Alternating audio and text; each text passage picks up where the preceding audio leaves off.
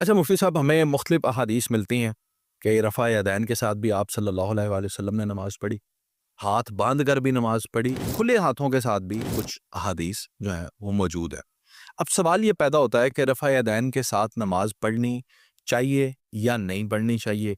اگر جو لوگ پڑھتے ہیں کیا ان کی قبول ہے؟ جو کھلے ہاتھ سے پڑھتے ہیں کیا ان کی قبول ہے یا نہیں؟ یہ مسئلہ پلیز بیان کریں۔ دیکھیں، جہاں تک نماز کی قبولیت کا تعلق ہے تو یہ تو اللہ رب العزت جل وعلا مجد الکریم نے قبول کرنی ہے۔ ہم شریعت کے جو ظاہری احکامات ہیں ان کے پابند ہیں۔ اب یہ جو نماز کے مسائل ہیں، رفع الیدین کا مسئلہ ہے اور ارسال الیدین کا مسئلہ ہے، یہ خالص اجتہادی مسئلہ ہے۔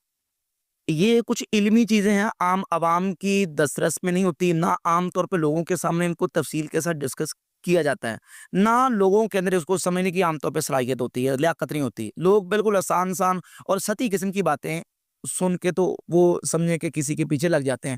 ان چیزوں کو بنیادی طور پہ سمجھنا چاہیے کہ نماز کا طریقہ نبی پاک صلی اللہ علیہ وآلہ وسلم سے ہم تک یا محدثین تک جو پہنچا ہے وہ دو طریقوں سے پہنچا ہے۔ ایک تو یہ ہے کہ آپ صلی اللہ علیہ وآلہ وسلم نے خود نماز کا طریقہ تعلیم دیا کہ تم اس طرح نماز پڑھو، اور دوسرا یہ کہ صحابہ کرام نے آپ علیہ الصلوۃ والسلام کو نماز پڑھتے دیکھا اور بتایا کہ حضور کو ہم نے ایسے نماز پڑھتے دیکھا۔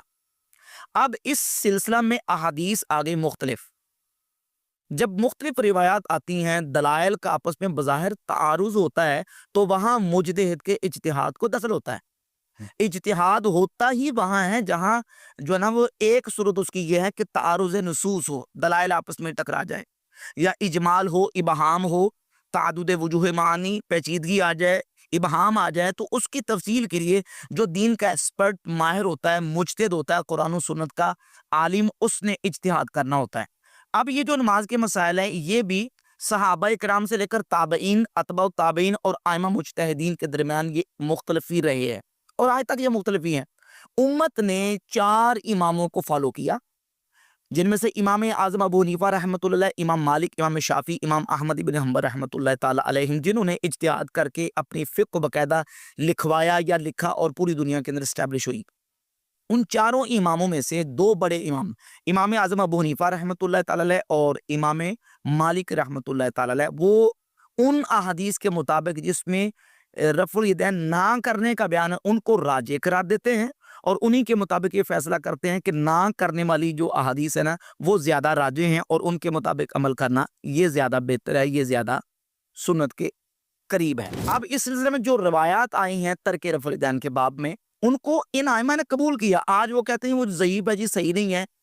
بھئی آپ 15ویں صدی کے کسی مولوی یا عالم کی بات مان کے کہتے ہیں حدیثیں ضعیف ہیں، تو جو پہلی صدی کے ائمہ ہیں جنہوں نے صحابہ سے دین کا علم سیکھا ہے، تابعین سے دین کا علم سیکھا ہے، وہ ان حدیث کو صحیح مان رہے ہیں، اور اسی کے مطابق میجورٹی مسلمانوں کی جو اکثریت ہے وہ رفع الیدین نہ کرنے کی قائل ہے۔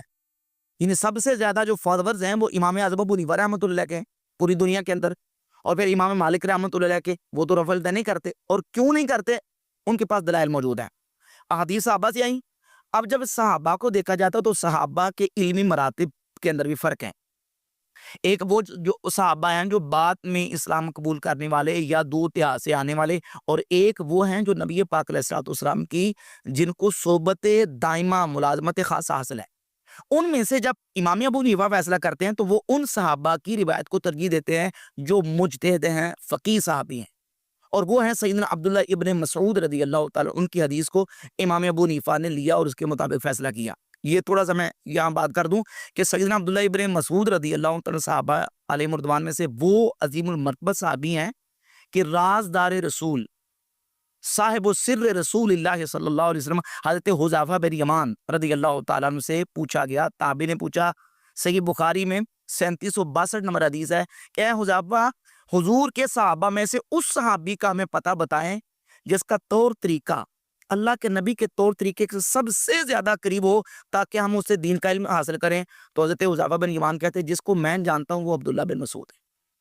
یہ سٹیٹس ہے صحابہ میں ان کا۔ صحیح بخاری میں 4999 نمبر حدیث ہے، نبی پاک صلی اللہ علیہ وآلہ وسلم نے فرمایا خذوا القرآن من 4، میرے 4 صحابہ سے قرآن سیکھو۔ پہلا نام حضور نے عبداللہ بن مسعود کا لیا۔ صحیح بخاری میں 5000 نمبر حدیث ہے، عبداللہ بن مسعود کہتے ہیں مجھے اللہ کی قسم ہے صحابہ جانتے ہیں کہ میں صحابہ میں سے سب سے زیادہ قرآن کو جاننے والا ہوں، کیونکہ میں نے قرآن کی 70 سے زیادہ صورتیں اللہ کے نبی کے مبارک منہ سے سیکھی ہوئی۔ یہ سٹیٹس ہے ان کا۔ تو امام ابو حنیفہ رحمۃ اللہ جو ہے نا وہ دین کا علم ادھر سے لے رہے ہیں۔ عبداللہ ابن مسعود رضی اللہ تعالیٰ عنہ ایک مقام پہ فرماتے ہیں الا اصلی بکم صلاۃ رسول اللہ کے صلی اللہ علیہ وآلہ وسلم، اے لوگوں میں تمہیں رسول اللہ کی نماز بتاؤں کہ حضور کس طرح نماز پڑھتے تھے۔ یہ جامع ترمذی میں 257 نمبر حدیث ہے، اور حدیث کی بہت ساری کتابوں کے اندر حدیث ہے، اور صحیح سند کے ساتھ حدیث ہے۔ جتنے اس پر اعتراض ہوتے ہیں سب باطل اعتراضات ہیں، بالکل صحیح درجے کی حدیث ہے۔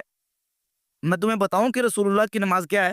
فصلی فلم یرفع یدہ الا فی اول مرۃ، تو آپ نے نماز پڑھی اور نماز کے شروع میں اپنے ہاتھوں کو اٹھایا، لم یرفع یدہ الا فی اول مرۃ، پس اول مرتبہ اپنے ہاتھوں کو اٹھایا، باقی پوری نماز میں نہ رکوع جاتے، نہ رکوع سے اٹھتے، نہ سجدے جاتے، نہ سجدے سے اٹھتے، کلیت نفی کر دی۔ ہم کلمہ شریف پڑھتے ہیں لا الہ الا اللہ، باقی سب کی نفی، ایک اللہ کی الوہیت کا اس بات، لم یرفع یدہ الا فی اول مرۃ، باقی سب کی نفی ہو گئی۔ اور نماز کے شروع میں ہاتھ اٹھائے اور بتایا کہ یہ رسول اللہ صلی اللہ علیہ وسلم کی نماز ہے۔ اچھا، امام ترمذی اس حدیث کو لے کے ہے اور کہتے ہیں کہ عبداللہ ابن مسعود کی حدیث حسن ہے۔ ایک نسخہ جامع ترمذی کا، اور جامع ترمذی کا ایک اور نسخہ ہے جس میں لفظ ہے کہ حدیث حسن صحیح، یہ حدیث حسن صحیح ہے۔ وبہ یقول غیر واحد من اہل العلم من اصحاب نبی صلی اللہ علیہ وآلہ وسلم، اور یہی حضور کے اہل علم صحابہ کہتے ہیں، والتابعین، اور یہی تابعین کہتے ہیں، یہی اہل کوفہ کہتے ہیں، یہی امام سفیان ثوری کا مذہب ہے کہ صرف نماز کے شروع میں ہاتھ اٹھانے، باقی مقام پہ ہاتھ نہیں اٹھانے۔ اہل علم صحابہ کون؟ اہل علم۔ یہ کئی ایسے مولوی دیکھے ہیں سوشل میڈیا پہ، وہ قرآن اٹھا اٹھا کے قسمیں کھا رہے ہیں، جی آپ میں اپنی نمازوں کا ذمہ دار مجھے بنا دیں، آپ مال میں رفع دین کر رہے ہیں، میں کل قیامت میں اللہ کے سامنے آپ کی جو نا وہ یہ ذمہ دار ہوں گا، آپ نماز پڑھے رفع دین کے ساتھ۔ وہ اللہ کے بندو، اچھا کہتے ہیں یہ ایک رکعت بھی ثابت نہیں ہے رفع دین کے بغیر، ہر رکعت رفع دین کے ساتھ ہے۔ امام ترمذی کہتے ہیں وبہ یقول غیر واحد من اہل العلم من اصحاب نبی صلی اللہ علیہ وسلم، حضور کے اہل علم صحابہ یہی کہتے ہیں جو عبداللہ بن مسعود بیان کر رہے ہیں کہ نماز کے شروع میں رفع دین کرنا، باقی مقام پہ نہیں کرنا۔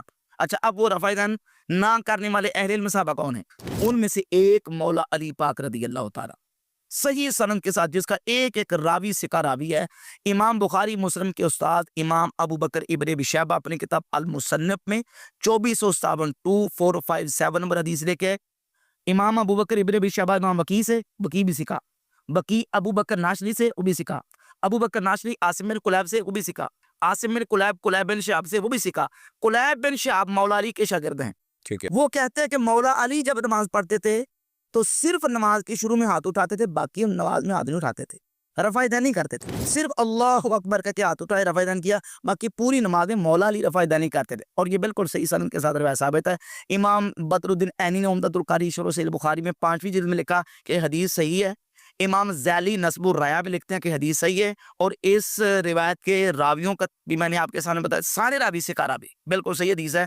خلیفہ راشد مولا علی پاک رضی اللہ تعالیٰ عنہ وہ بھی نماز میں رفع دین نہیں پھر کرتے۔ اگر آپ کی بات یہ اس حدیث کے ریفرنس کے ساتھ اہل تشریح بھائی سن لیں تو وہ تو پھر چھوڑ دیں رفع دین کرنا۔ میں نے اس پر ایک پورا بیان ریکارڈ کروایا، ایک شیعہ عالم، انہوں نے کہا کہ آپ مولا علی کی نماز کا بیان کیوں نہیں کرتے؟ مولا علی کی نماز کا بیان کریں، فیصلہ ہو جائے گا۔ میں نے کہا ٹھیک ہے، ہم کرتے ہیں مولا علی کی نماز کا بیان کہ مولا علی کس طرح نماز پڑھتے تھے۔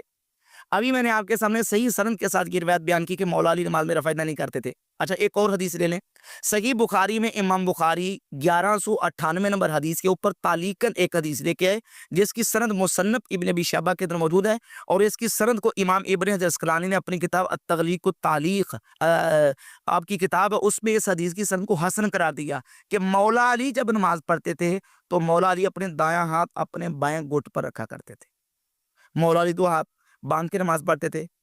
اور اسی طرح امام احمد ابن حنبل مسند میں، اور اس کے علاوہ سنن کبریٰ بہقی میں امام بہقی لے کے آئے، سنن ابی داؤد کے اندر روایت بھی موجود ہے کہ مولا علی فرماتے السنت وضع الکف علی الکف فی الصلاۃ تحت سرہ، سنت یہ ہے کہ دائیں ہتھیلی کو بائیں ہتھیلی پر ناف کے نیچے رکھا جائے، یہ مولا علی کا فرمان۔ اگر مولا علی ایسے نماز پڑھتے تھے پھر تو ہمیں ساتھ میں یہ بھی ثابت کرنا پڑے گا کہ اہل بیت بھی ایسے ہی نماز پڑھتے تھے, امام حسن امام حسین بھی ایسے ہی نماز پڑھتے ہوں گے, اور پھر 12 امام بھی ایسے ہی نماز پڑھتے ہوں گے. بھائی جب اہل بیت کے جد کا عمل ثابت ہو, وہ تو پھر ان کا بھی ثابت کرنا پڑے گا کہ وہ بھی ایسی, کیونکہ وہ سب تو ایک ہی چیز کو فالو کرتے ہیں. جی جی, تو پھر اگر مولا علی نے ایسے نماز پڑھی ہے تو وہ سب, اور اگر وہ سب ایسے نماز پڑھ رہے ہیں تو اہل تشیع کیوں ایسے پڑھ رہے ہیں؟